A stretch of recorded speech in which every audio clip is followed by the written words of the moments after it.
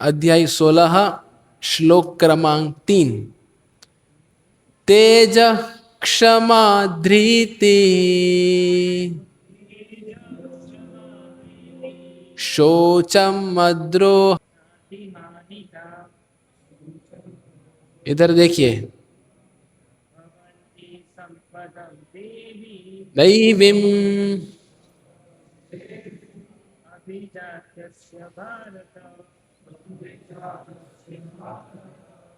और कोई?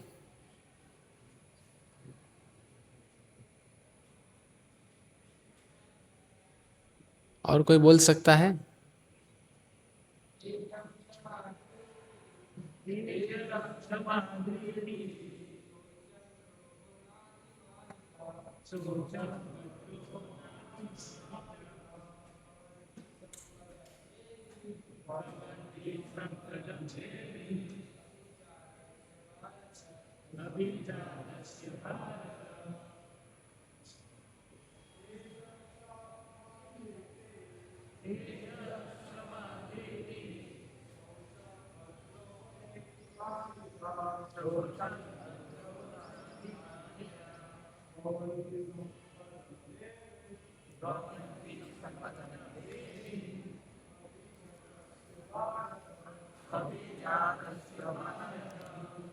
अनुवाद एवं तात्पर्य।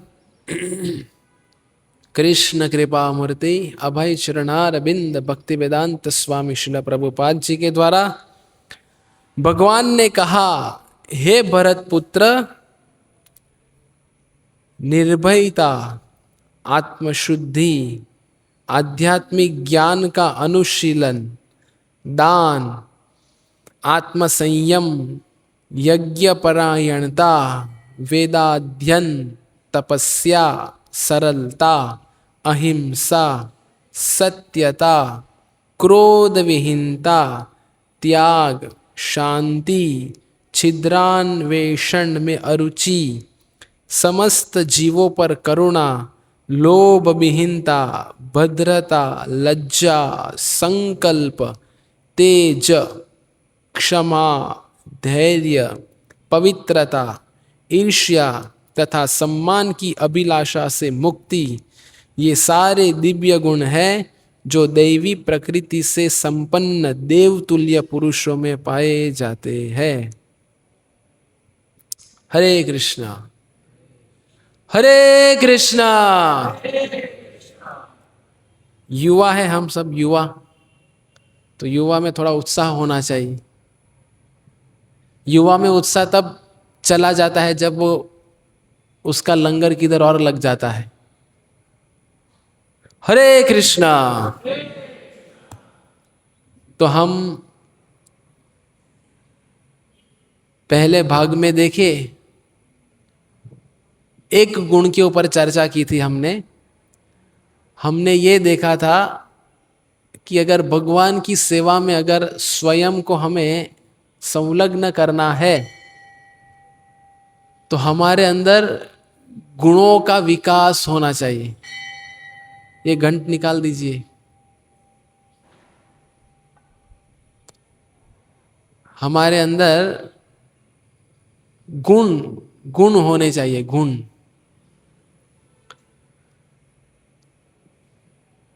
तो हमारा प्रयास क्या चल रहा है कि कैसे हम स्वयं के अंदर ऐसे गुणों का विकास करें ताकि हम भगवान की सेवा अच्छे से कर पाए।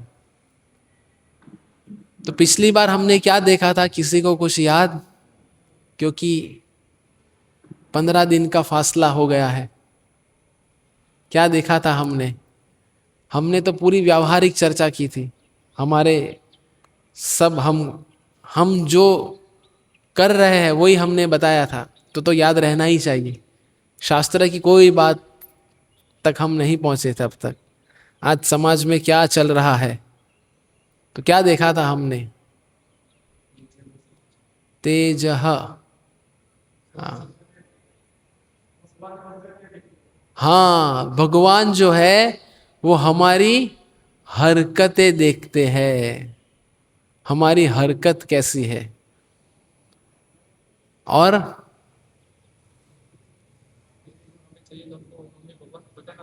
हाँ, अगर हमारे अंदर हम चाहते हैं कि ये सब गुण आए, तो हमें ये गुण, ये सब कुछ हमें भगवान को जताना पड़ेगा।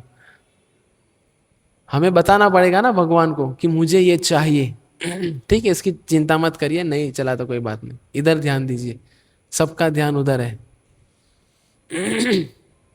हमें बताना पड़ेगा, है ना, कि हमें ये गुण चाहिए। तो तेज का अर्थ क्या होता है वत्सल? तेज का अर्थ क्या होता है? नहीं नहीं, आप वत्सल हो।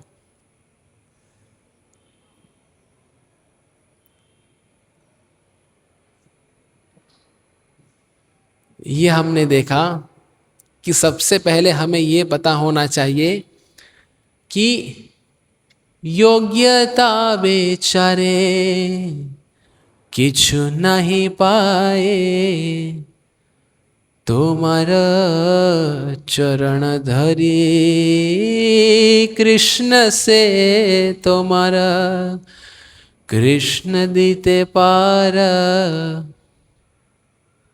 तो हमारी कोई योग्यता नहीं है, भजन में कह रहे हैं। हमारी एक ही योग्यता है कि हम भगवान के दास हैं, और हमें भगवान की कृपा भगवान से मांगने के लिए याचना करनी पड़ेगी। ये हमने देखा कि जब हम ऐसे गुणों को हमारे अंदर प्रदर्शित करेंगे तो भगवान हमें उपहार देंगे। याद है, हमने उपहार के ऊपर चर्चा की थी। और उपहार कैसा देंगे? हमारे अंदर ये गुणों का विकास होगा। फिर हमने आगे ये देखा कि भगवान हमें वो कभी नहीं देंगे जो हम नहीं चाहते, है ना, और वह आपसे वो कभी नहीं छीनेंगे जिन्हें आप छोड़ना नहीं चाहते। स्पष्ट है ये हमने चर्चा की थी। कई बार क्या होता है, हम मंदिर में आते हैं, भक्तों के संग में होते हैं, जब श्रवण करते हैं, जब संग में आते हैं, तो एक प्रकार का वैराग्य आ जाता है कि भगवान बस अभी आप ही सब कुछ है हमारा। लेकिन जब हम ये भक्तों का संग छोड़ के जाते हैं तो हमारी वास्तविकता बदल जाती है, हम कुछ अलग बन जाते हैं। होता है ऐसा? तो कई बार क्या होता है कि हम ही कई चीजों को इतना पकड़ के रखते हैं। जैसे उदाहरण के तौर पे देखा जाए तो आसक्ति हमें होती है। एक पुरुष को एक स्त्री में होगी, स्त्री को एक पुरुष में होगी। कई बार वस्तुओं से हमें लगाव हो जाता है। एक बार श्रीमद् भागवतम कक्षा में परम पूज्य राधानाथ स्वामी महाराज बता रहे थे, ideally people they are meant to be loved and things they are meant to be used, but nowadays things are loved and people are used। समझ में आया कि आदर्श क्या है? कि व्यक्तियों से हमें प्रेम करना है और चीजों को हमें इस्तेमाल करना है। ये आदर्श तरीका है। पर आज के भौतिक सभ्यता में क्या हो गया है, चीजों के प्रति लोग इतना प्रेम करते हैं और व्यक्तियों को लोग इस्तेमाल कर रहे हैं। कैसे? सिर्फ मुंडी नहीं हिलाना है। कैसे? बहुत सरल है, जो हम रोज करते हैं। नौकरी में लोग हमें इस्तेमाल करते हैं ना।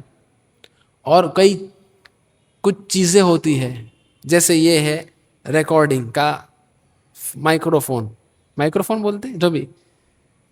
अभी लोगों का इसके प्रति बहुत लगाव रहता है। अगर मानो कोई मांगने आया नहीं दूंगा मैं, आप बिगाड़ देते हो, ऐसा होता, तो क्या हो जाता है, संबंध खराब हो जाता है, क्योंकि चीजों को इतना प्रेम कर रहे। तो ऐसा नहीं कि चीजों को संभालना नहीं है, संभालना एक अलग बात है, लेकिन वो चीज के लिए अगर संबंध बिगाड़ना वो अलग है। तो हमें ये दोनों का समन्वय करना पड़ेगा हमेशा, कि हम कभी कभी किसी के प्रति अपराध ना कर बैठे। तो ये हमने पिछली दफा देखा था, तेजः आध्यात्मिक शक्ति और सहनशीलता। अगला गुण है जो ये आज का श्लोक हमें सिखाता है, 16वें अध्याय का 3रा श्लोक, क्षमा। जब किसी व्यक्ति के अंदर ये तेजः का जो गुण है, वो गुण परिपूर्ण मात्रा में विकसित होता है, तो ये क्षमा आना वो स्वाभाविक हो जाता है। अभी क्या है ये क्षमा जो है, ये वैष्णव समाज का आभूषण है। अभी क्यों हम ये मुद्दे की चर्चा कर रहे हैं, क्योंकि वैष्णव समाज में अधिकांश क्या होता है, जब भक्तगण एक साथ आते हैं तो क्या होता है, जब भक्तगण एक साथ आते हैं तो क्या होता है,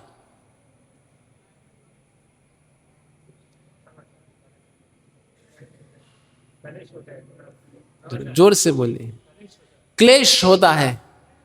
क्लेश होता है, बवाल हो जाती है। अगर साउंड सिस्टम नहीं चला तो बवाल हो जाती है, स्पीकर नहीं बजा तो बवाल हो जाती है। अरे चिल्लम चिल्ली इसके ऊपर, तेरी सेवा थी, तुझे करना था, तेरी जिम्मेदारी थी, सब मैं करूं क्या, ऐसा बवाल हो जाता है। ठीक है, बवाल हो गई, लेकिन अब क्या, तो अगर हमारे अंदर ये सहनशीलता का गुण है ना, जो हमने देखा ना पिछली बार, पहला तेजः, तो ये सहनशीलता का गुण है हमारे अंदर, तो किसी वैष्णव को क्षमा करना वो बहुत सरल हो जाता है। कई बार क्या होता है कि हम ऐसे माहौल से आए कि हम बदले की भावना रखते हैं। बाहर तो हम वही करते हैं ना, मित्र के सर्कल में जब हम रहते हैं तो क्या होता है, हम ये देखते हैं कि तूने मेरे साथ ये किया ना, तुझे भी मैं दिखा दूंगा, ऐसा होता है, दिखा दूंगा, दिखा देने वाली भावना होती है ना, तो दिखा दूंगा वो चलता है। और जब हम भक्त बन जाते हैं तो बाहरी रूप से तो हमारा पूरा आचरण व्यवस्थित भक्तों के जैसा दिखता है, लेकिन जो इतने वर्षों पुरानी जो हमारी आदतें बनी हैं, वो आदत यथारूप रहती है। तो हम किसी वैष्णव को क्षमा नहीं कर पाते। तो क्षमा ये कोई कायरता नहीं है। यदि आप में लड़ने या दंड देने का सामर्थ्य ही नहीं है तो पीछे हटना क्षमा नहीं है। असली क्षमा ये है कि दंड देने का पूरा सामर्थ्य और अधिकार होते हुए भी अपनी इच्छा से दंड न देना और क्रोध नहीं करना, इसे क्षमा कहते हैं। समझ में आया? मतलब आपके पास पूरा पावर है, आप एक डिपार्टमेंट के इंचार्ज होगे, और हमारी जानकारी के लिए अगर मैं बताना चाहूँ तो जैसे कि मैं ये मंदिर संभाल रहा हूँ, मैं ये रसोई घर संभाल रहा हूँ, मैं संकीर्तन का विभाग संभाल रहा हूँ, मैं मृदंग करताल का विस्तार संभाल रहा हूँ, मैं ये संकीर्तन की जो गाड़ी है वो गाड़ी को संभाल रहा हूँ, ये हमारी भक्ति नहीं है। कई बार हमें लगता है कि मैं सब कुछ कर रहा हूँ, यही मेरी भक्ति है। ये एक सेवा का भाग है। कई बार क्या होता है कि हम हमारे विभाग में इतना घुस जाते हैं कि भक्ति भूल जाते हैं। हमें लगता है कि ये ऐसा होना चाहिए, वैसा होना चाहिए, वो होना चाहिए। वो होना ही चाहिए, इसमें कोई गलत नहीं है, पर उन चीजों को ये समझ लेना कि मैं ये सब कुछ जो मेंटेन कर रहा हूं यही मेरी भक्ति है, ये गलत भाव है। अगर हमारी भक्ति अच्छे से अगर हम भक्ति करेंगे और वो भक्ति के बलबूते पे हमारा हृदय का मार्जन ऐसा होगा कि हम अपने आप सेवा को अच्छे ढंग से करेंगे।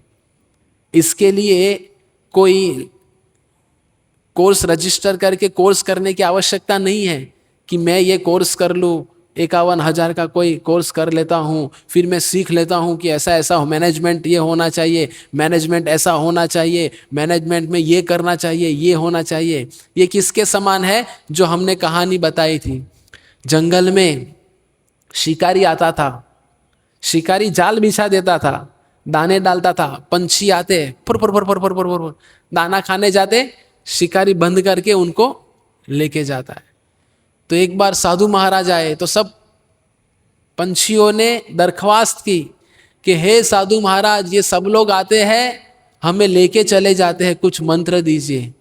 तो साधु महाराज ने मंत्र दिया, जैसे हमें भी मंत्र मिलता है ना। मंत्र क्या दिया? सब पंछियों को बोला इसकी रोज 16 माला जप करना। कितनी माला? 16 माला। कौन सा मंत्र था?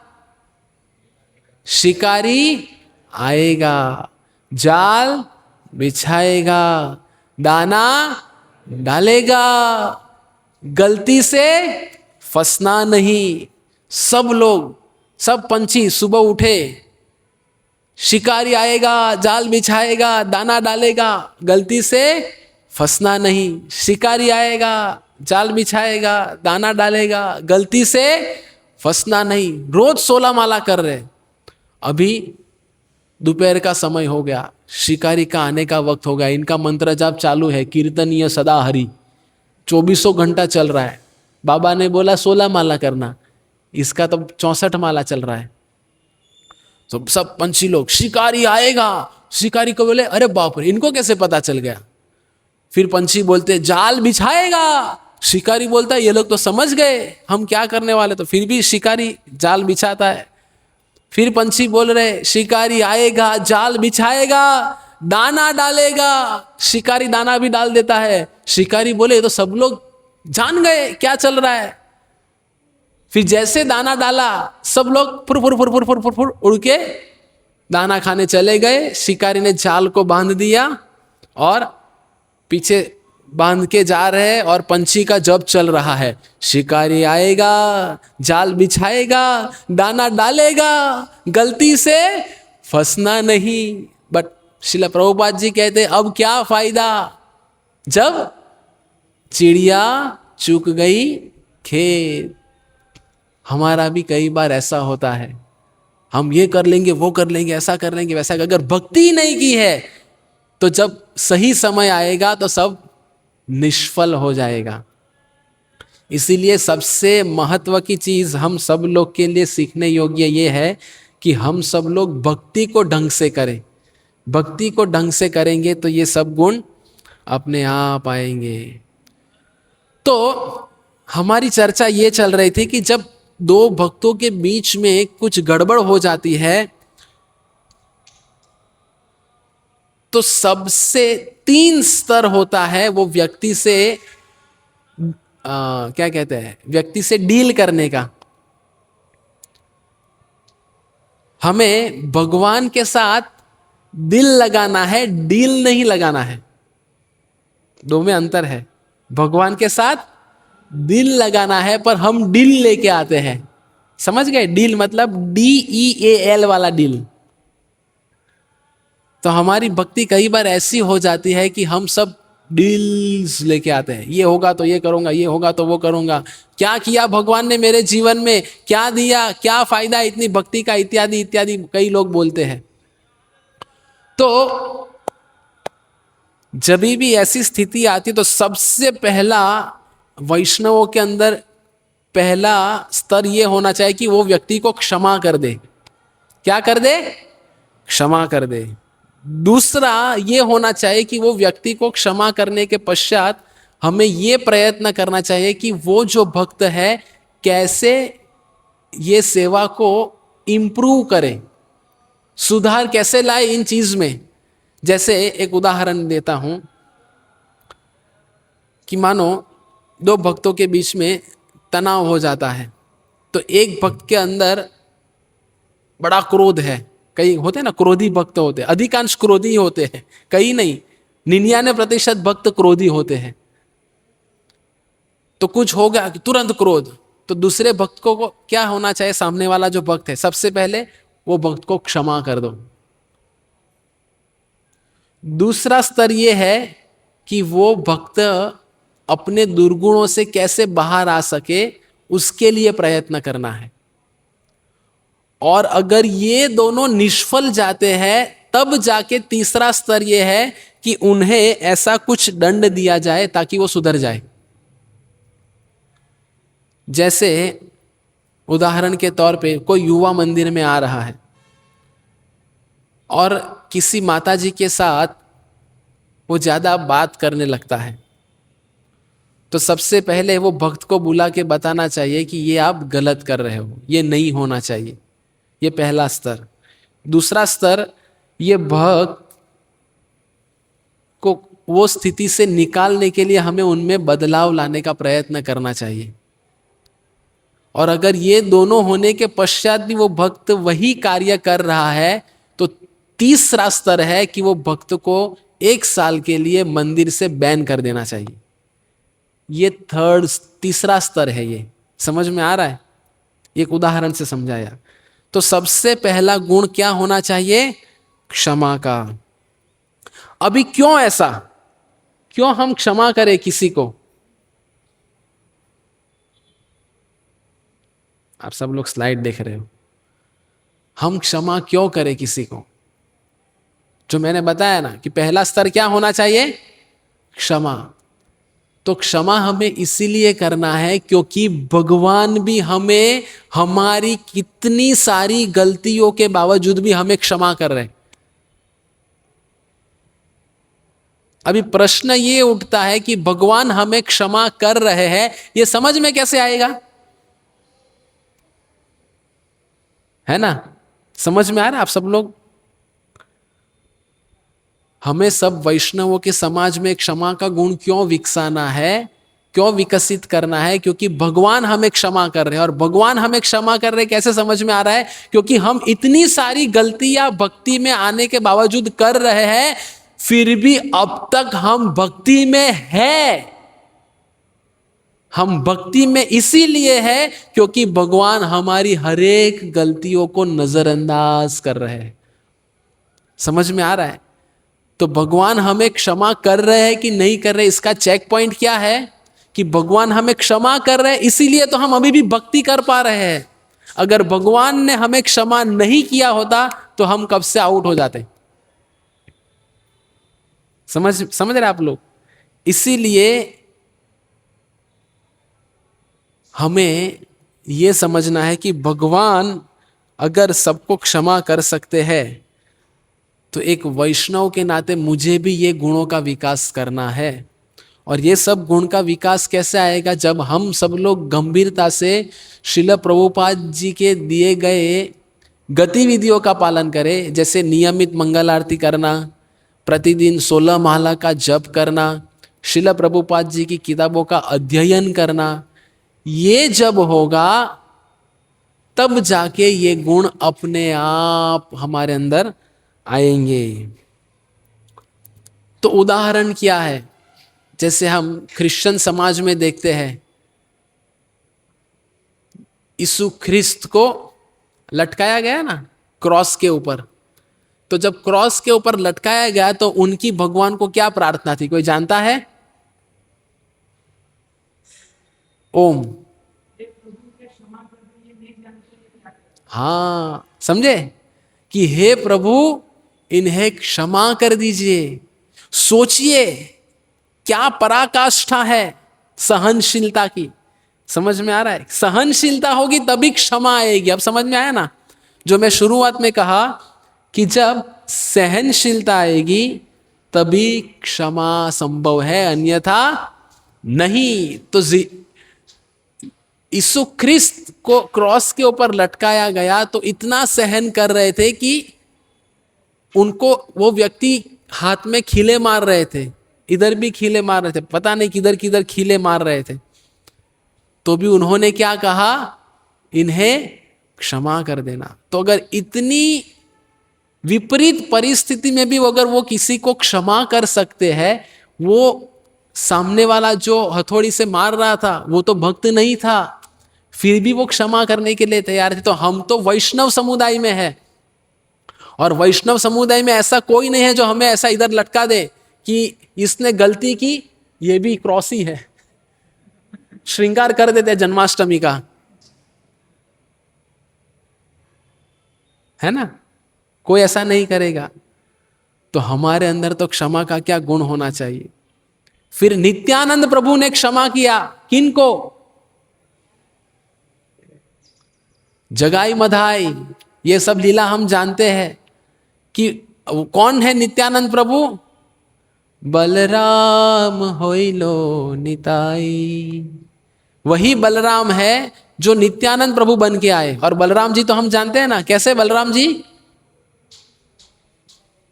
कुछ भी गलती किया, जैसे रोमहर्षण सुत, जो सुत गोस्वामी के वंशज है, जब भागवत कथा कर रहे थे, जब बलराम जी आए सब लोग खड़े हुए, वो अपनी व्यास गद्दी से खड़े नहीं हुए, तो बलराम जी ने तिनखा लिया, उड़ा दिया, केवल नहीं उठे तो उड़ा दिया।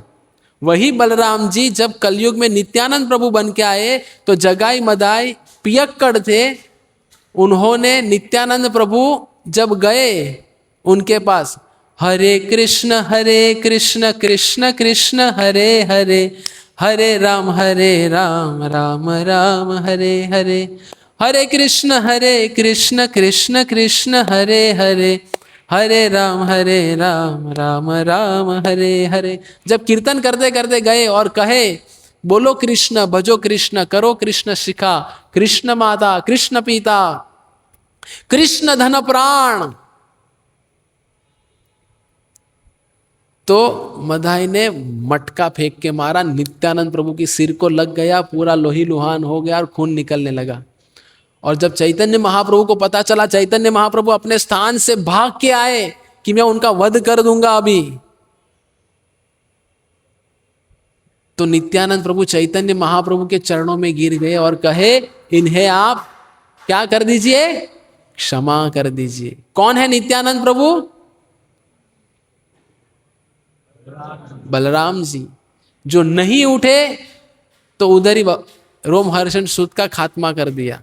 और वही बलराम जब कलयुग में आए तो क्षमा, तो अगर नित्यानंद प्रभु क्षमा कर सकते हैं तो आप और मैं, हमारी तो क्या विषाद। अगला गुण है धृति, धृति। तो जब सहनशीलता आएगी और जब क्षमा का गुण हमारे अंदर आएगा, तब जाके क्या होगा, हम सुख और दुख में हमेशा धैर्य बनाए रखेंगे। क्या होता है, जब वासना हमारे जीवन में आती है ना, वासना समझते हैं ना, वासना मतलब प्रलोभन एक प्रकार का, जो मैंने पिछले सत्र में लिया था कि मानो किसी पुरुष को ऐसा लग रहा है कि एक स्त्री को देख के मैं अपने आप की वासना को रोक नहीं सकता, तो मुझे क्या करना चाहिए, क्या करना चाहिए, विवाह करना चाहिए। तो मैंने पिछले सत्र का विराम कब दिया था कि विवाह करना ये कोई समाधान नहीं है। उसका जवाब आज मिलेगा कि कैसे है ये। तो कठिनाइयां वासनाएं आती है तो गलत निर्णय हम ले लेते हैं, जैसे विवाह कर लेना, ये गलत निर्णय है। तो कई बार कई मुश्किलें आती है तो लोग भक्ति छोड़ देते हैं, लोग सत्संग में आना छोड़ देते हैं। जैसे मानो कोई विद्यार्थी हो, वो पढ़ रहा है, लेकिन विद्यार्थी जीवन में कुछ उतार चढ़ाव आ जाता है तो उसको लगता है ये भक्ति के कारण गड़बड़ हो गई। इतना मैं भक्ति किया, इतनी निष्ठा से माला जप कर रहा था, इतनी निष्ठा से सत्संग में जा रहा था, सब कुछ कर रहा था, फिर भी मेरे साथ ऐसा हुआ। तो अभी मैं पूरा ध्यान भौतिक संसार में लगाता हूं, भक्ति को साइड पे, ये नहीं चलेगा। तो आध्यात्मिक स्तर क्या है? जीवन में उतार चढ़ाव में चित्त को स्थिर रखना, यह विश्वास रखना कि हम करोड़ों जन्मों से यहां है। यदि हमें शुद्धिकरण में समय लग रहा है तो मैं धैर्य रखूंगा और भगवान मुझ पे अवश्य कृपा करेंगे। तो ये देखो, पहले तो सहनशीलता लाना, फिर क्षमा का गुण लाना। अगर ये दोनों गुण आ जाते हैं तो हम क्या सोचते हैं कि फिर मेरे जीवन में परिणाम तुरंत आने चाहिए। मैं जो कर रहा हूं, भक्ति के नियमों को पालन कर रहा हूं, तो मेरे जीवन में तुरंत परिणाम आना चाहिए। पर जब परिणाम तुरंत नहीं मिलता तो क्या होता है? हमारी भक्ति की गाड़ी डगमगा जाती है। तो इधर हम क्या सीखने का प्रयत्न कर रहे हैं कि हम सब कुछ पालन कर रहे हैं, सब कुछ हो रहा है, तो हमें धैर्य रखना चाहिए कि भगवान की कृपा अवश्य होगी। जैसे एक उदाहरण में देना चाहता हूं, जब हम गोवर्धन परिक्रमा करते हैं तो गोवर्धन परिक्रमा में जब हम गोवर्धन जी को मोर के समान कहा गया है, मोर के समान है। जैसे मोर की एक पूंछ होती है ना, तो ऐसा अंत में ऐसा पूंछ जैसा आता है गोवर्धन। तो ऐसी गोवर्धन महाराज की पूंछ पे एक मंदिर है, जो मंदिर का नाम, ये ब्रिजेश और नितेश मेरे साथ रहे तो जानते होंगे, जिसका नाम है पुछड़ी का लोटा बाबा। क्या? पुछड़ी का लोटा बाबा, ये ब्रज की भाषा है। तो पुछड़ी मतलब पूछ, तो जैसे गोवर्धन की पूछ पे है वो, इसलिए नाम पुछड़ी। लेकिन वो बाबा कौन है? तो जब भगवान अपनी लीलाएं कर रहे थे इस धरातल पे, तो वो पुछड़ी के लौटा बाबा उनके पास गए और भगवान से कहा, कृपा करके आप मेरे पे कृपा कीजिए। भगवान कहे, रुकिए, मैं अभी द्वारका मथुरा जाके आता हूं। और जब भगवान मथुरा गए, मथुरा से भगवान सीधा किधर चले गए? द्वारिका चले गए। फिर भगवान कभी लौटे नहीं।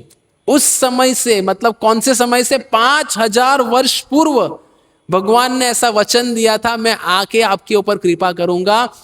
तब से लेके अब तक 5000 वर्ष तक पुछड़ी के लौटा बाबा जो है वो अभी तक प्रतीक्षा में है कि कब भगवान कृष्ण आएंगे और कब मेरे पे कृपा करेंगे।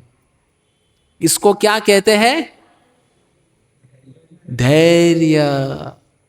तो जो हमने इधर कहा ना, ये विश्वास रखना कि भले उतार चढ़ाव आए मेरे जीवन में, शुद्धता आने के लिए समय लगेगा, पर ये समय तक पूरा विश्वास रखना, अवश्य रक्षिबे कृष्ण, कि भगवान मेरी अवश्य रक्षा करेंगे और मेरे पे अवश्य कृपा करेंगे। तो जो हमने पिछली बार उदाहरण दिया था कि जब हमारे अंदर वासनाएं प्रबल हो जाती है ना, स्त्री के अंदर पुरुष को लेके, पुरुष के अंदर स्त्री को प्रति, जब वासनाएं बढ़ जाती है, तो ये वासना बढ़ जाती है तो हमें ये सोचना चाहिए कि मैं धैर्य रखूंगा, ये पूरे जीवन के अंत तक मैं प्रतीक्षा करूंगा कि ये मेरे अंदर की वासना चली जाए। अंत तक मैं प्रयत्न करूंगा। विवाह करना यह विकल्प नहीं है। अंत तक मैं क्या करूंगा? हर्ष, क्या करूंगा? धैर्य रखूंगा कि कब भगवान मेरे पे कृपा करे और ये मेरे दुर्गुण चले जाए। एक भजन भी है, संसार वासना मोरा, उसका शुरुआत का मुझे याद नहीं है।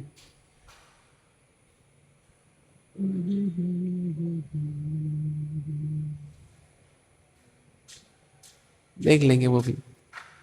तो ये वासनाएं हमारे अंदर रहेगी, हमारे अंदर अनर्थ है, काम, क्रोध, लोभ, मोह, मद, मात्सर्य। पर अगर हम भक्ति में लगे हैं, अगर हम विचार कर रहे हैं कि मुझे मेरा जीवन श्रील प्रभुपाद जी के आंदोलन के प्रचार के लिए देना है, तो मैं मेरा पूरा जीवन समर्पित करूंगा प्रभुपाद जी के लिए। ये वासना है मेरे अंदर। ऐसा नहीं कि अगर कोई ब्रह्मचारी जीवन स्वीकार कर लेता है, कोई सन्यासी बन जाता है, तो उनके अंदर काम इच्छा नहीं होती। काम इच्छा हरेक के अंदर है। हरेक के अंदर वो इच्छा, पुरुष के अंदर इच्छा है कि वो स्त्री का भोग करे। जब कोई मंदिर में आता है तो देख के इच्छा बाहर आना वो स्वाभाविक है, लेकिन वो इच्छा आने के बाद हम क्या करते हैं वो बहुत मायने रखता है। इच्छा आने के बाद कोई अगर वो इच्छा को पोषण दे रहा है तो फिर हमारा पतन निश्चित है। लेकिन कोई ये सोच रहा है कि हे भगवान, मेरे अंदर एक गलत इच्छा प्रकट हो गई, कृपा करके मेरे पे ऐसी कृपा करे कि ये गलत इच्छा मेरे हृदय से चली जाए, और इसके लिए मैं कितनी प्रतीक्षा करूंगा? जीवन के अंत तक मैं प्रतीक्षा करूंगा कि भगवान की कृपा हो जाए। तो वासनाओं को विषय देना ये कोई समाधान नहीं है। ये उसके समान है जैसे अग्नि में धृत डालना। धृत मतलब क्या? घी। अग्नि में घी डालोगे तो क्या होगा? अग्नि शांत हो जाएगी, प्रज्वलित हो जाएगी। तो अगर हम हमारे हृदय के अंदर उभर रही वासनाओं को अगर विषय दे रहे हैं तो इससे भक्ति में प्रगति नहीं होगी। भक्ति में हमारी अधोगति होती रहेगी। और ये अधोगति से बचने के लिए हमें बहुत सतर्कता से तेजः, क्षमा, धृति, भगवान के कृपा की प्रतीक्षा करनी है। और जब भगवान देखेंगे, और शास्त्रों में हम कितने उदाहरण देखते हैं ना कि कई सारे भक्तों ने कितनी प्रतीक्षा की। जैसे गोपियां, भगवान ने कहा मैं अभी अभी आ रहा हूं, भगवान नहीं आए तो गोपियों ने हमारे जैसा नहीं किया, चलो भगवान आएंगे तब तक थोड़ा व्हाट्सएप, इंस्टाग्राम, फेसबुक ये सब देख लेते। भगवान तो आएंगे तब देख लेंगे, तब भक्ति भाव पूरा। जन्माष्टमी आ रही ना, अभी जन्माष्टमी आएंगे तो पूरा दिन भर क्या करना है? हरे कृष्ण कृष्ण कृष्ण हरे हरे, हरे राम राम राम हरे हरे, यही करना है। तो एक दिन पूरा भक्ति कर लूंगा मैं बाद में, नहीं। पूरा समय हमें सही, हमारी परीक्षा तब होती है जब भगवान हमारे समक्ष नहीं होते। जैसे अभी भगवान हमारे समक्ष नहीं है तो हमारे अंदर कितनी आतुरता है भगवान के दर्शन के लिए। कई बार क्या होता है, दर्शन बंद हो जाता है तो हमें लगता है चलो अभी अच्छा हो गया, अभी मैं जब तक दर्शन खुलेगा नहीं तब तक मैं विश्राम कर सकता हूं। होता है ऐसा? कितने लोग दर्शन बंद होने के बावजूद मंदिर में रुकते हैं? कोई माई का लाल नहीं हुआ आज तक। सब लोग गली ढूंढ लेते हैं, बिस्तर ढूंढ लेते हैं। लेकिन इधर बैठ के गंभीरता से प्रतीक्षा करना कब दर्शन खुलेगा और सबसे पहले भगवान मुझे देखेंगे, ऐसा कोई नहीं सोचता। हमें लगता है कि हम बाद में आएंगे, जब समय होगा तब आएंगे। प्रसाद तो 6 बजे ही होता है ना वैसे। तो ये जब आएगा तब अगला गुण क्या है? तेजः, क्षमा, धृति, शौचम। तो ये शौचम क्या है? बाह्य और आंतरिक शुद्धि। तो वो हम अगले रविवार को देखेंगे। हरे कृष्ण कृष्ण कृष्ण हरे हरे, हरे राम राम राम हरे हरे।